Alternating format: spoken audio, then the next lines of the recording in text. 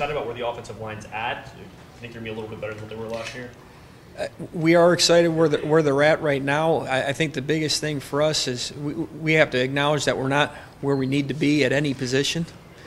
We still have a lot of work to do. We haven't even practiced yet. So we haven't even started camp, and we're trying to say where we're at. Coming out of spring ball, we felt we've improved. The biggest thing, the most important thing for any football team, whether it be offense or defense, is to keep that improvement going throughout the season. So we want to be better, in week 12 than we are in week 1.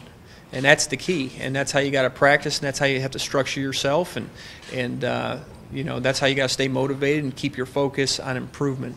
What kind of demeanor change did you see from the end of the season with Mason into spring ball, and then what do you expect to see with him as he goes into year number 2? Mason's a pretty consistent guy when it comes to demeanor, and he's never too excited and he's never down in the dumps. He has a nice even demeanor about him, which is good to have, especially at that position where there is a lot of ups and a lot of downs. So for a young guy, you feel really good. We feel really good about just his overall mental capacity, his emotion level is where it needs to be, and he's going to continue to work on that. He knows that's a big part of the game for any quarterback at any level, is to stay poised. That's the key word there. And so with Mason, it's about one day at a time and getting better at every aspect. And there's still a lot of room to improve, not just for our whole offense, but for the quarterback position. You've been here for a few years. How do you feel like you've grown and you've developed over your time at Oklahoma State? Well, I think you get to know people better. The more time that you spend with them. That's true for a relationship, a marriage, or whatever. And so the more time you spend communicating with those individuals, getting to know everybody in the whole organization, the more comfortable you feel within the organization, and just system-wise, knowing our offense better, with time, with reps, knowing what stops what. When you first come in, you don't exactly know where the bones are buried, if you will, and so. Over time, there's nothing to substitute for experience, and I think with time you gain that, and the defense is a little bit better, more thoroughly, and you go from there. But there's no way, it's a constant process now, and this game is very humbling, and you can't ever think that you figured anything out. And we constantly want to develop offensively for several reasons. And, mainly your personnel is going to change. Every year, guys are going to graduate. You're going to get new guys, and everybody's just a little bit different. And also, you have to stay, try to stay one step ahead of the game. So everything's going to change. Everything evolves, and you have to keep pushing yourself to develop as a professional and as a person, and being able to just be genuine and be more like yourself. And that's something that I try to improve on a daily, and I got to be reminded to do it too. It's been a while since Mike named a starter this soon. Have you noticed a difference in Mason? That he knows he's the starter, he's kind of the leader of the team. Have you noticed a difference in him at all? I think Mason has always carried himself expecting to be the starter, and I think the same thing goes for all of our quarterbacks on our roster.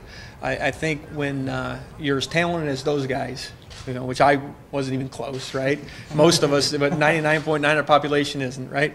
But when you're that good and you're that talented and you come to Oklahoma State, I think you have that expectation of yourself to be the best.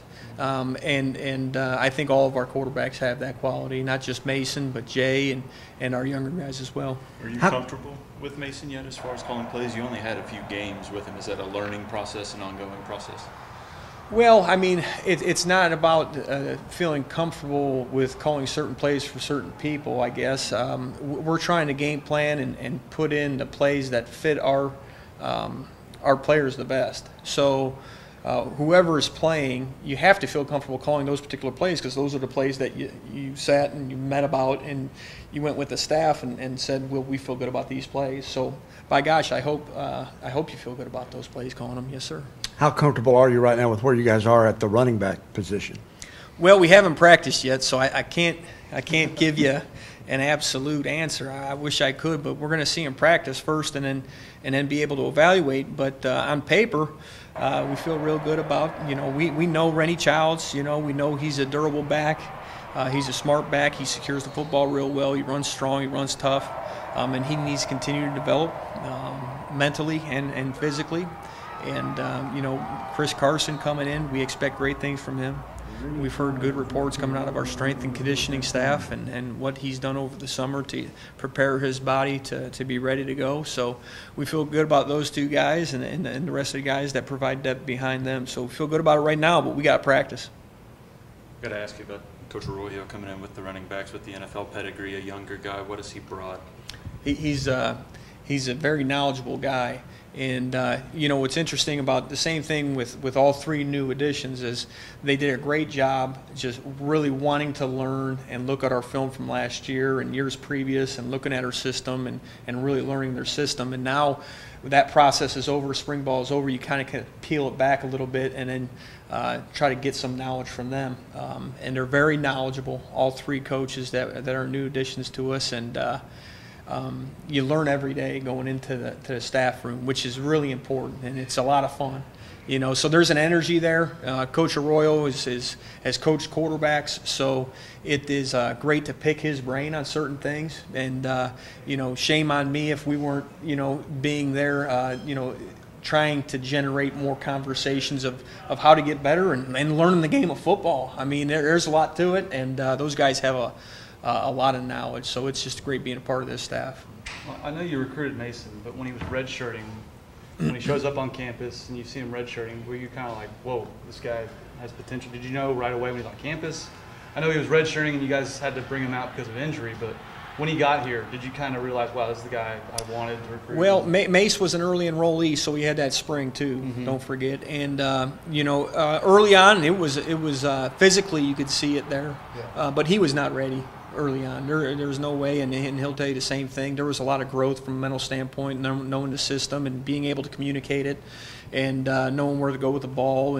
And although the schemes were relatively similar to what he experienced in high school, because he was coached very well in high school in a spread system, but there's a lot more to it than just that. And to recognizing defense, to knowing the progressions and all, it took time from a mental standpoint. Physically, we knew we hit, but it was mentally where he had to graduate, and he did a fine job progressing.